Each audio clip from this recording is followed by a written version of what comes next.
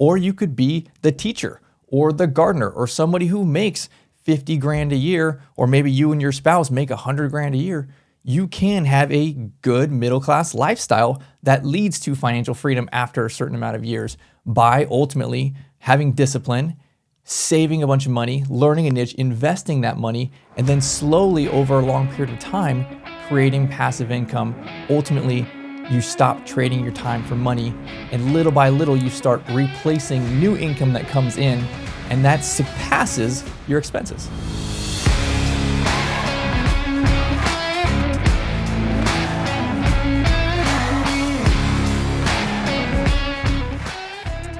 Welcome back to another episode of The Donkey and the Bee with your hosts, Brett and Laura Shawkavis. He is the donkey over there. That's Brett. I am the bee. I am Laura. The biatch. Yeah, thanks, babe. You know what donkey stands for. And we talk all things marriage, entrepreneurship, and finances on our show. And today we are talking about a phrase that gets tossed around a lot, and it's financial freedom. And so we are going to be discussing financial freedom, what that is, what that looks like for each individual person, and then also discussing your financial freedom number. What is the number? What number are you trying to hit? How do you get to that number? How does that number make sense for you and your family?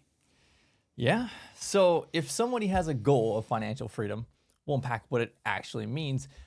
But how do you know when you actually get to that goal, right? You have to have a quantifiable target. So that's that financial freedom number.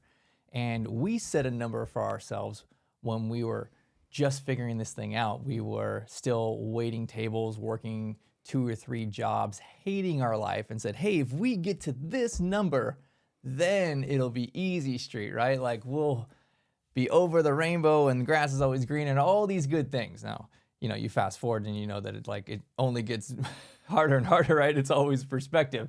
Life is what you make of it, whether you have finances or not.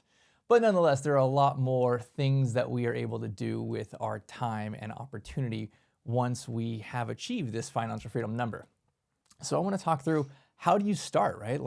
How do you figure out what this number actually is? Why is it important to you? And then how long should it take to get there? And what do you do actually when you do get there? Well, let's first dive into what is financial freedom. What is the definition of that? What does that mean to you? Because I want to hear what it means to you, and then I'll tell you what I think. So I believe that you've hit financial freedom when you can stop trading your time for money. Ultimately, if I said I'm not going to actively work today, how long can I live for, financially speaking? If it is to the end of my life, that is financial freedom. By contrast, if I stop working today and I have 2 weeks until I run out of money and I can't pay my bills anymore, then my financial runway is about 2 weeks. If I can live for 3 years, then that's my financial runway. But ultimately, how do I have a system where I can have income that comes in every single month that exceeds my expenses? And when I hit that marker, then by default, I can live, financially speaking, indefinitely and always have my bills covered. And that is what I define as financial freedom. I would say the same exact thing. You literally took the words out of my mouth, honestly. Wow. No, you said it a lot better, probably more eloquently than I would have said. But I would have said pretty much trading, it's just time for money. That's exactly in essence what it is. And so I would have said, if you can stop working now, you're not trading your time and indefinitely have enough finances to get you through, then that's financial freedom, which I would assume, reading the statistics on individuals who live paycheck to paycheck, that most people aren't even thinking about financial freedom because they're just trying to keep their head above water. And so this is why we're talking about this, because this doesn't get taught very often, especially in our school system. And so we want to show you how we got financial freedom, how we got to that number, and how we're not stopping. Even though we already hit the financial freedom, we're still working hard. Yeah. So I think we talked about what it is, but we should also talk about what it's not. Because a lot of people have this idea that it's being rich. Once you have a big income and you have some rental properties and you have a fancy car and you put your kids in private school, that's financial freedom. It's financial prison, I think. Sorry, Yeah. that's my word. Okay, well it's definitely not, Yeah. right? Not the accepted definition of financial freedom. That's just high income and high expense. Exactly. right? But a lot of these people who have very high incomes, as soon as they stop having this income, right, then everything tumbles down, right? They have all of these liabilities and they all cost money every single month. And then as soon as you stop trading your time for money, your deal changes, something happens where you don't have this big high income anymore, then nothing, right? You have nothing left. It all comes tumbling down. Yeah, you're the doctor, you're the lawyer, you make a huge income, but you have to continue to work each and every day in order to keep that income so you can pay off all of these liabilities that you've purchased. Yeah. So you can achieve financial freedom as that high income earner, right? You can make 500 grand a year, save a good amount of that, invest it, create passive income. Or you could be the teacher or the gardener or somebody who makes 50 grand a year, or maybe you and your spouse make 100 grand a year. You can have a good middle-class lifestyle that leads to financial freedom after a certain amount of years by ultimately having discipline, saving a bunch of money, learning a niche, investing that money, and then slowly over a long period of time, creating passive income. Ultimately, you stop trading your time for money, and little by little, you start replacing new income that comes in, and that surpasses your expenses. I like that you use the word slow, because I think with our social media age that it is in, it's very much a get rich quick type of scheme, right? You see all these people on their lavish vacations, on their yachts, driving their private jets, and you think, wow, like I need to think of something that I can get rich quick. But I think it's a slow play. It's like the Warren Buffett way, like where he didn't get really wealthy until what, like 25, 30 years down the road on his investing journey. And so I think that's important to say, that it's slow, that it's not something that you, unless you like win the lottery or something like that, which is like a 1 in 14 million chance. It's a slow play. It's something that you diligently work for and that you use discipline in every area of your life to achieve that. So if it's slow, if it takes a long period of time, it's the snowball slowly growing down the hill, then the most important factor there is time. The longer you're in this game, the more wealth you build, the more opportunity you have to create additional second, third, 12th flows of income to surpass your expenses, to get out of this rat race, to achieve your financial freedom number. So if you haven't started yet, then literally start today, right? Like we started teaching our daughters at 4 and 6 years old how to create income, how to split that money, how to save 70% of it. And now they've already bought their first rental property. And they, you know, my youngest is 9 years old, the oldest is 12 and have their first rental property. We understood, no one taught us this lesson. We didn't hear it till we were probably in our 30s. But if somebody had taught me this lesson as a child before I'm even a teenager, and then I started having a system to learn this thing, man, the time, what they just save like 20, 30 years on most people who figure this out by the time they're in their 30s or 40s or 50s, right? Time is so valuable to start on this thing early. So let's specifically talk about this financial freedom number, like the actual number. So how do you get to this number? How do you, is it an equation? Is it just something that you write down and you figure out? Like where do you get to this number? So everyone will have their own number. It's different from us versus somebody else. But I think as you are, if you're single or if you're a married couple, you should do this activity together. And I like it to be super simple. This is the way I think of it. If you have achieved financial freedom, that means that you can afford to stop trading your time for money. You can stop working and have higher amounts of income than your expenses. So if it's that simple, then I think it's simple enough to determine what are my expenses. And I just need to be above that. I can literally be $1 above that, or I can be $1 zillion above it. But as long as I know what my expenses are and I surpass that, then I have achieved this place of financial freedom. So ultimately, I think of it in the simplest terms of what are my expenses? What do I spend every single month? And then again, I don't want to look at it from a lifetime perspective. I don't want to look at it even from a yearly perspective. My bills are due every month, right? I got to pay the mortgage or the rent. I got to pay the phone bill. I got my car, whatever it is. It's monthly, most of these things. So I think it's best if you say, what are my bills on average every single month? What are my expenses? And then from there, I just know that I need to surpass that in some way, either a little bit of surpass that or a lot surpass that. So for example, I'm just going to throw a number out there.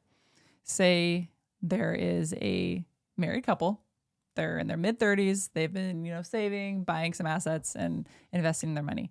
And say they have their expenses total are $8,000 a month. So are you saying that if they had assets in place that are paying at least a minimum of $8,000, it can be over, that they are financially free at that point because the assets are producing that income for them? They're not necessarily working for it? They can be. I think you just simplify it in this example and say, okay, can that couple quit their jobs that day and have the $8,001 that comes in from other sources? Can that pay the $8,000 a month? Mm-hmm. So I think there's a couple questions that kind of leads to that is, what type of other income do you have? Is it stable? Is it consistent? Will it grow with inflation? Or is it kind of wishy-washy, right? Like, we invest in real estate. Every single month, tenants need to pay. Okay, COVID and stuff happened, right? There was a little bit of stuff. Sometimes you have to evict tenants, but you can take your overall, portfolio and say, okay, my portfolio is at 95% occupancy, whatever it is. I have such and such for bad debt and repairs, right? You're going to take all that into account. Roughly, I'm kicking off this much a month. If I'm kicking off $8,500 a month in passive income from my portfolio, whatever that is, and I have pretty hard expenses of about $8,000 a month, as long as I'm not going crazy, it's not counting vacations and things like that, then yeah, at that point, I could quit my W-2 job and say, okay, now I have this opportunity of time freedom because my passive income has exceeded my expenses. So besides real estate, say someone else's niche is not real estate, but they're earning, say for equal equations here, $8,000 from something else. How do you know if that's like going to be a stable income and just stop working at that point? There's a lot of different niches out there, right? Mm-hmm. And we're in this real estate game because we know that it's a proven thing. People always need this, right? There's people who invest in crypto, and I would say that's not stable. Mm-hmm. If you're getting a certain return, the last couple of years in crypto, I mean, it's so volatile. I would not put my eggs in that basket. But you can, right? Maybe you know that space.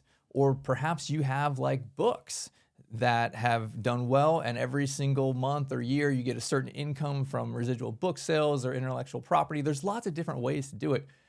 But I know real estate, and that's what we do. And so I feel that's very safe, but we've become experts in that. Right? We weren't experts overnight. It took us a decade to learn all these things. But I think that's really what this goes down to.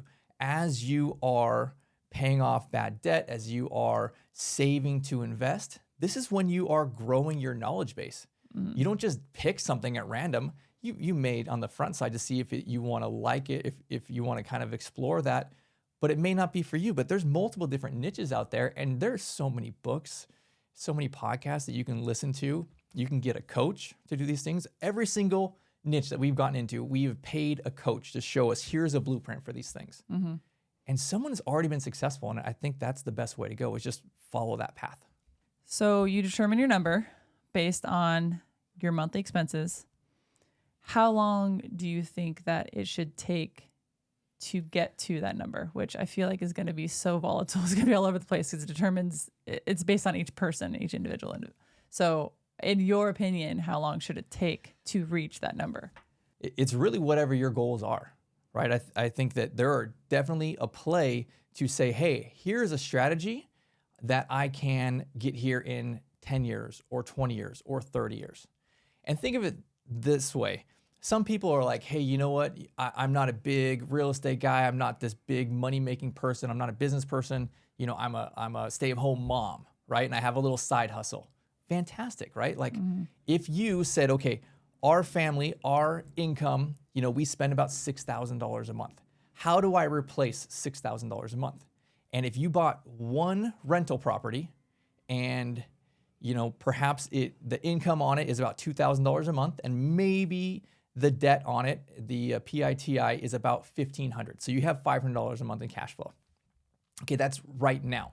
But what happens in 10 years? right? The rents have gone up. Maybe it's $2,800. Maybe your debt has gone down to, $1,100. So now you have a bigger spread. What happens in 20 years, right? Do you now have a $2,000 a month spread on that? Can you every couple years, right? Even if you're not a big income person, can you every 2 or 3 or 5 years buy another rental property? If your goal is how do I replace my $6,000 a month, can you do it in 10 years or 20 years or 30 years? You're going to pay off that mortgage, right? The rents will continue to increase. So from that perspective, I think this is a plan that realistically any person can execute, regardless of their financial intelligence, regardless of how much money they make. If you say, hey, you know what? I know I can get this thing done in 20 years. All I got to do is wait for debt to go down and rents to go up, and my spread will increase. I'm starting with a small spread, and that's just fine. I'm going to continue to reinvest that. And you know what? Here is my plate for a single mom to be able to say, I'm going to hit financial freedom. I'm going to hit retirement 20 years from now. And I think that is 100% entirely achievable for virtually everybody. I mean, gosh, when we first started investing in real estate, our first couple of rentals, we barely made any money. Like, to be completely honest, I think we broke even on a few of them those first maybe year. And I think that we were okay with that at the time because we had the long-term game. We weren't thinking of monthly income now. We were thinking of, wealth later. And so I think we had that future mindset.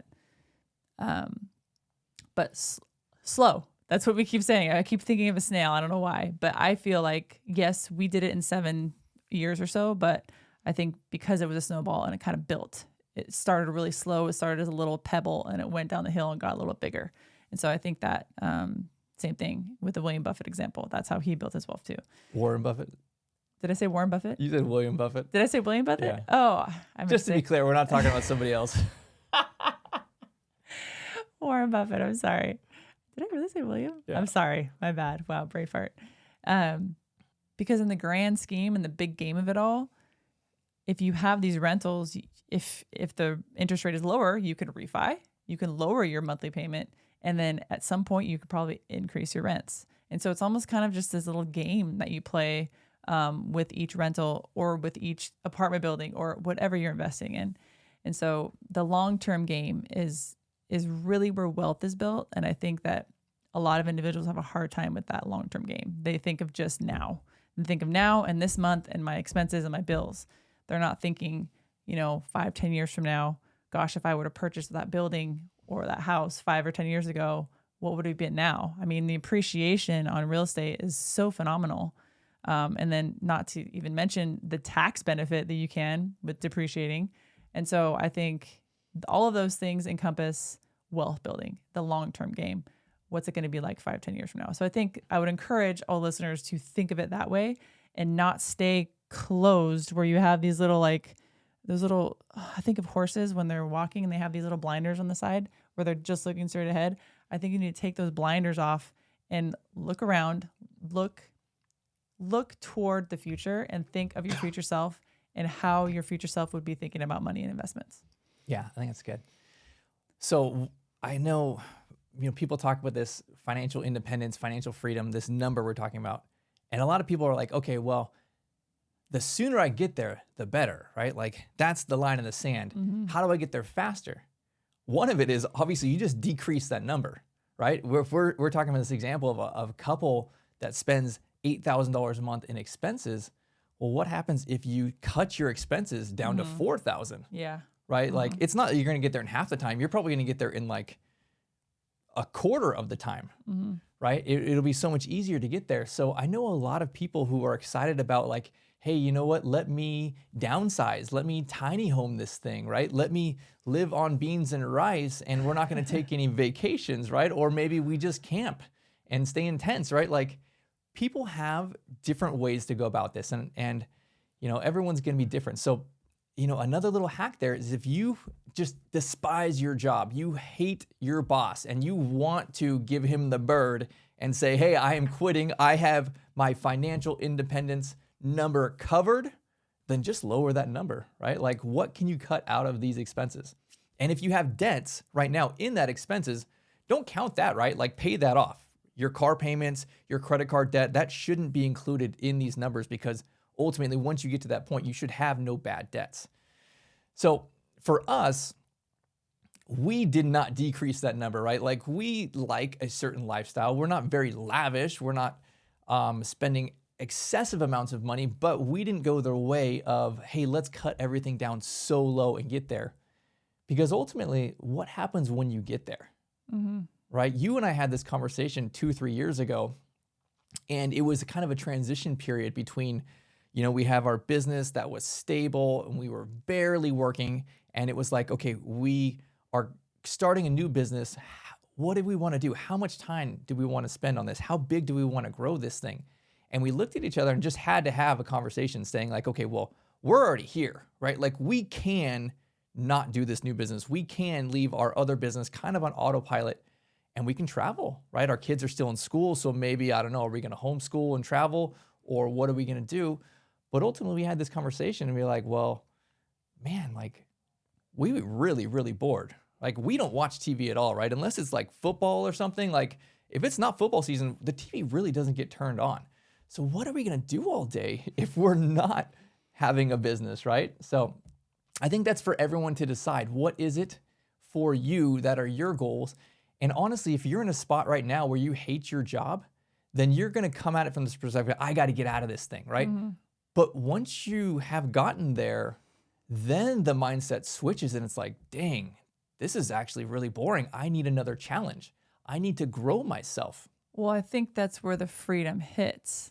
I think that financial freedom can encompass also time freedom because like what you just said, if you work hard and you get to that number and you're like, okay, I'm here. What am I going to do now? Well, you can do anything you want when you think about it. Like you can continue working. You could start your own business. You can go get a part-time job at Costco or Home Depot honestly, like you could do whatever you want at that point. And so I think it's the freedom of choice at that point when you hit that financial freedom number. So, for us, we hit it and we're like, okay, well, we're not just going to not work. Like if you're not growing, you're dying is how we view life and just personal growth and experience.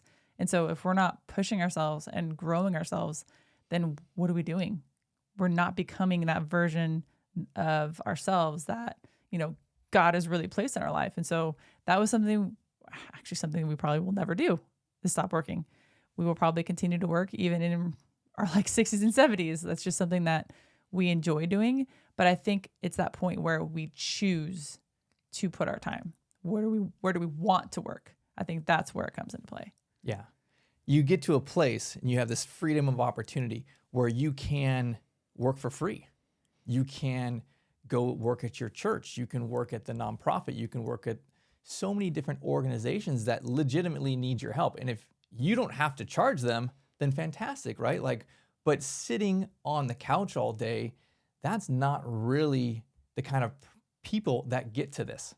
What I mean by that is if you are determined enough, hardworking enough, skilled enough to actually surpass that financial freedom number, then you're not the type of person usually that's the sit on the couch kind of person already, right? Like you're an action taker. You are a big thinker. You are a dreamer, a believer, and you can't turn those things off.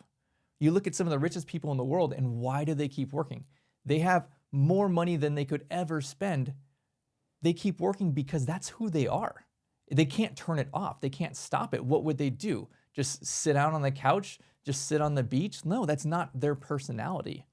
So that was something that we had a kind of an uncomfortable moment on several years ago. It was like, okay, we thought we were going to get there. We're going to relax. We're going to travel. We're going to do these things.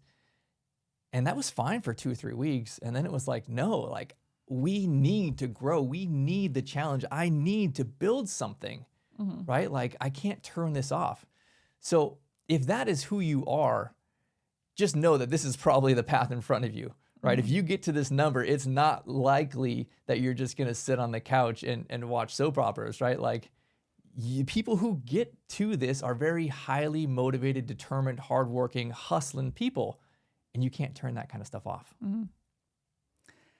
The one word that comes to mind when I think of financial freedom is discipline. I think discipline is something that I feel like I've developed in my life through the past like decade. And it's not just discipline in one area, it's discipline in every area. And so I think because I've mastered it in one area, I'm able to, apply it to other areas of my life. And being disciplined in your finances, I think, again, will carry over to being disciplined in your marriage, being disciplined in your relationships, being disciplined in working out and taking care of your body and eating healthy and drinking water and whatever it may be, right? It's like that muscle that you build. And so I think practicing discipline within your life will help you, is a great skill or trait to acquire that financial freedom. And so if you don't have discipline, practice it. It just takes practice. It's one thing that you just got to do it over and over and over again. And your body and your mind will fall into place, and then it'll start attributing to other areas of your life. So to put this into actionable steps for people, if this is your dream, if you want to retire, if you want to hit your financial freedom number, I want to stress that it is so easy for everyone to do in a long game, right? Like if you gave yourself 20 or 30 years, perfect. Then go at it, create a plan, because these plans can be very simple, right? Just a few pieces of real estate can and will surpass your financial freedom number really in 10 or 20 or 30 years. You don't need huge deals to be able to do this. So if you're the person that's like, I don't know, I'm on the fence, I'm not a big kind of, businesswoman or businessman, like that's totally fine. You can for sure do this. You can do this if you're a single mom. Just make the commitment to do it now, to start today, because time is the most important aspect in this equation. The longer you let this thing run, the sooner you get there. So figure out, what is this number, right? Literally write down a number. It is my expenses, take away the bad debt. What does it cost me to live every single month? Write that number down, put it on your mirror. How do I get there, right? If it's $4,000 or $6,000 or $8,000, how do I surpass that? And maybe not this year, or maybe not even in the next 5 years, but what is a plan to reasonably get there in 10 or 20 years, considering you're going to be paying down debts, you're going to be increasing rents, right? Like it's super practical for everyone to do it. So I would encourage anyone who is feeling stuck in their job, feeling stuck in life, to pursue this, right? It is the freedom of opportunity. It is not about being rich. It is about having the choices to say, today I want to live my life and do these things, and no one can tell me I can't do it. I can do whatever I choose to do because my time is my own now. Thank you for joining us on another episode of The Donkey and the Bee. Make sure to click subscribe below, and we will see you on the next one.